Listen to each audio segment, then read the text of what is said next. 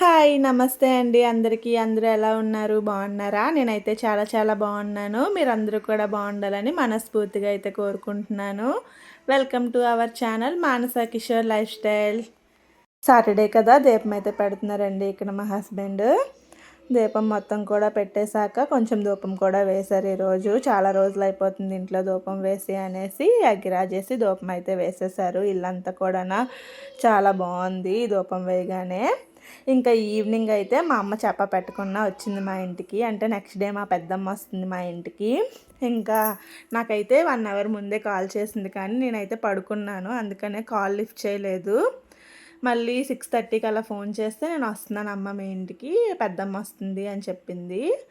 ఇంకా వస్తూ వస్తూ వర్షాన్ని కూడా తీసుకొచ్చింది. వర్షాన్ని గాలిని చెమటకాయలు అయితే బాగా అయిపోయాయి వాళ్ళంతా. అందుకనేసి ఇక్కడ వర్షంలో తడుస్తుంది మా అమ్మ. మా హస్బెండ్ అయితే బయటికి వెళ్ళారు,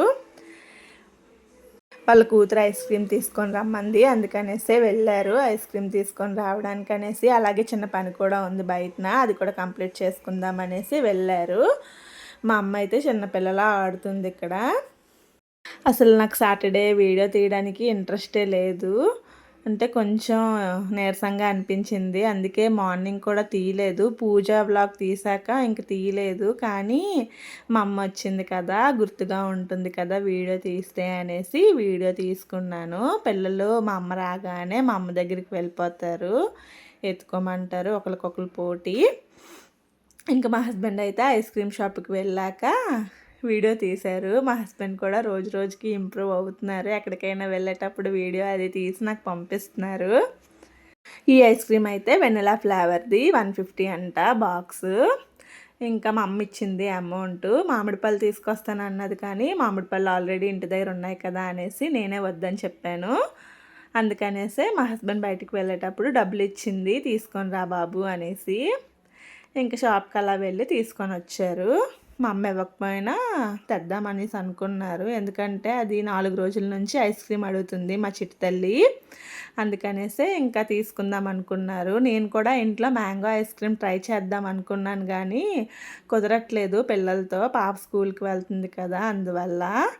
ఇంకా మా ఆయన వచ్చేటప్పుడు షేవింగ్ కూడా చేసుకొని వచ్చేసారు. చిరాగ్గా ఉందంట, ఎండలు కదండి, డ్యూటీ దగ్గర చిరాగ్గా అనిపిస్తుందంట. అంటే పై ఫ్లోర్లో ఉంటారు వీళ్ళు, ఉన్న తర్వాత పైన ఏమీ ఉండదు, బాగా ఎండ కొడుతుంది. అందుకనే ఎప్పటికప్పుడే షేవింగ్ కటింగ్ కూడా చేసేసుకుంటారు.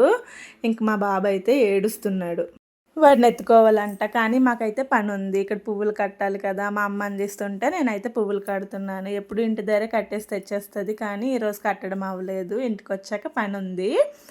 ఇంకా నాకు కూడా కొంచెం పని ఉందనేసి మా అమ్మ సగం కట్టింది అప్పటికే.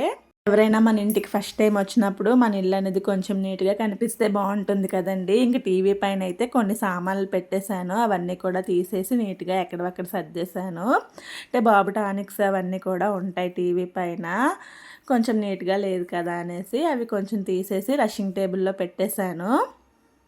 అన్ఎక్స్పెక్టెడ్ వ్లాగ్ కానీ చాలా బాగా వచ్చింది. చిన్న వ్లాగ్ అయినా సరేనా, మీకు ఈ చిన్న బుల్లి వ్లాగ్ అంతా కూడా నచ్చుతుంది అనుకుంటున్నాను. కొత్తగా వచ్చిన వాళ్ళని కూడా ఎంకరేజ్ చేయండి, పాత వాళ్ళనే కాకుండా మా ఛానల్స్ని కూడా సబ్స్క్రైబ్ చేసుకోండి ప్లీజ్ అండి.